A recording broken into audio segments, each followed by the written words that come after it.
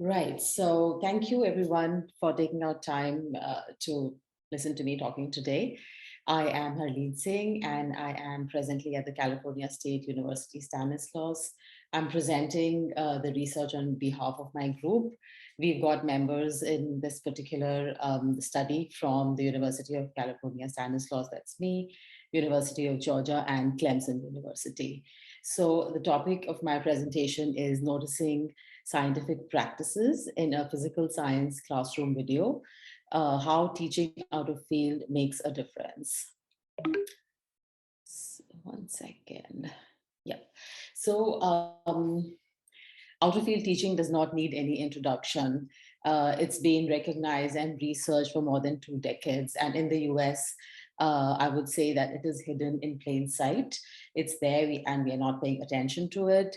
There we have various the measures or the policies on how to measure and report out of field teaching. They vary from state to state, thus it becomes very difficult to measure the actual prevalence of out of field teaching. In science, we know that out of field teaching in the US takes place extensively, especially at the middle grades, where about 54.4% of the students are taught science by teachers who are outside their expertise. In high school, it's a little lower at about 21.3% teachers teaching out of field. So the next generation science standards, which are the current reform-based standards presently used in the US, they add another layer of complexity to an already complex situation. So these require the teachers to adopt the reform-based science and engineering practices and prioritize the teaching of STEM. And teachers who teach science out of field, they may not have the expertise or sufficient training to implement different aspects of the standards. And the implementation of the next generation science standards, this has also been found to be uneven. For example, in California, it was about 42% of teachers in the large districts and 39% of teachers in all of the school districts. They reported insufficient training in the NGSS as a challenge for the teachers. So now when these teachers are out of field, this could further make the implementation of the NGSS more challenging. The science and engineering practices, again, as recommended by the NGSS, also may look different in different science subjects. So for example, modeling. In biology, we may use it more, we do use it more descriptively, whereas in physics, it's used in a more predictive way. And there's very little research which looks at how these practices may look different in different subjects, or how in-field and out-of-field teachers use these differently, or how do they develop their knowledge of these science and engineering practices. So in this study, we have investigated, the research question is, how do in-field and out-of-field science teachers differ in their noticing of the NGSS science and engineering practices and other practices important to science instruction as they watch a physical science classroom instruction video. The framing, we have 3 areas that frame the study: teacher noticing, personal pedagogical content knowledge, and the framework for K-12 science education.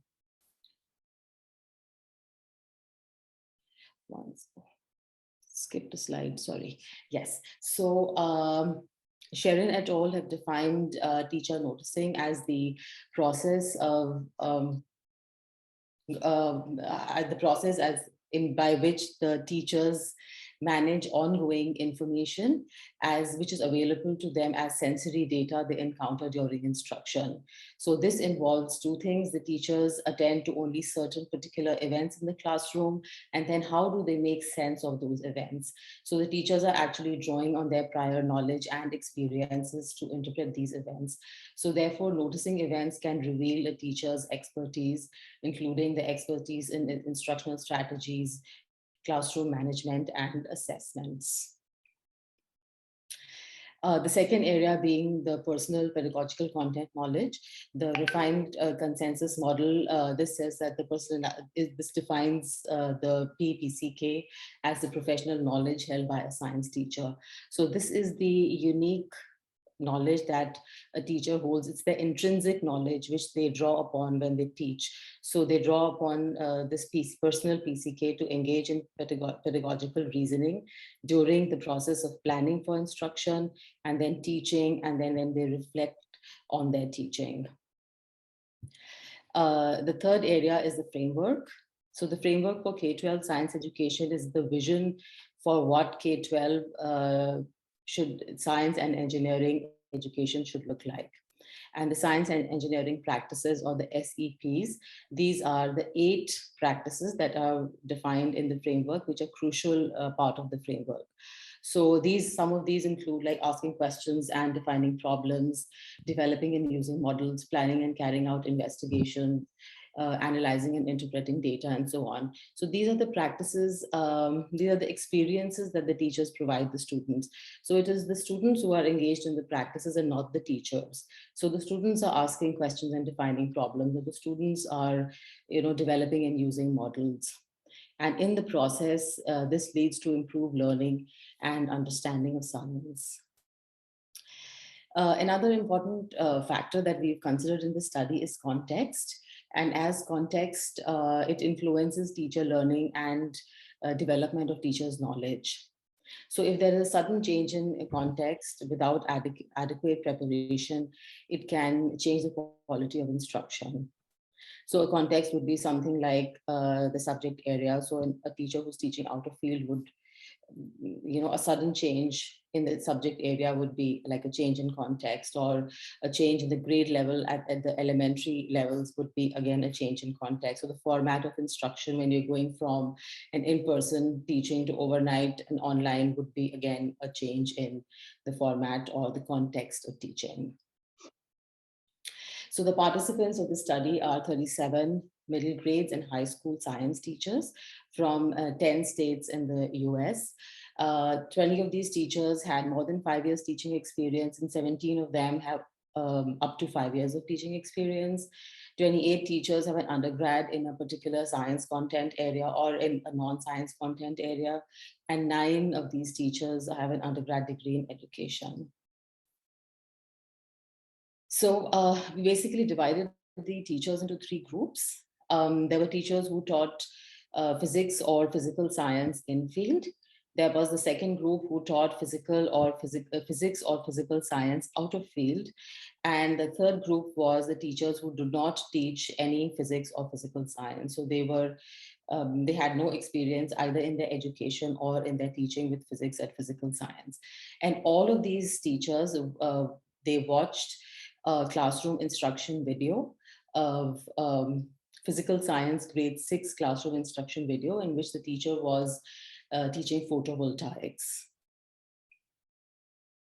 So our data was the video-based interviews in which the students were seen using these 3 science and engineering practices. The students were seen developing and using models, planning and carrying out investigation, and engaging in argument from evidence. So it was a 10-minute video clip. The teachers were asked to watch the video clip and indicate to the interviewer when they saw something which was important to the teaching of science. And when they indicated at that time, we paused the video, noted the timestamp, and then the teachers, they talked about and explained their thinking, after which we resumed the video. And so this one, we carried on till the end. The data analysis, as a group, we each read the transcripts to identify the salient features, talked about them, and then we used structural coding in which we've done labeling and indexing of data. So we coded the interviews first originally and then discussed them as a group till we reached a consensus on the coding. And we've used a priori codes based on previous work on noticing, the next generation science standard, the high leverage practices, and interpretive frames. So this is what the coding scheme looked like. For each teacher, for each participant, we saw what they noticed. Did they focus on the teacher in the video, or did they focus on the student in the video?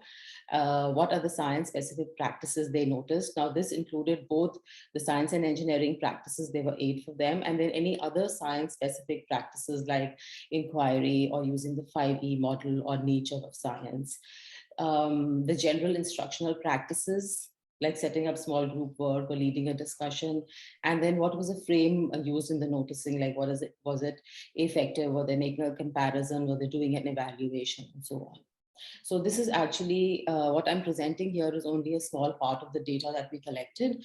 So I'm only here looking at the science specific practices, which includes the science and engineering practices and any other science practices important to science. So once we coded the data, then we looked at the categorization of teachers based on whether they were in field or out of field, and whether they watched the video in context or out of context.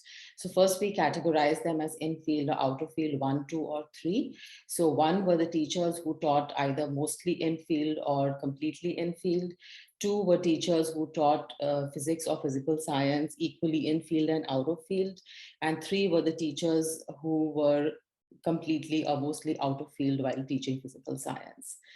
And then we also coded them according to the video that they watched.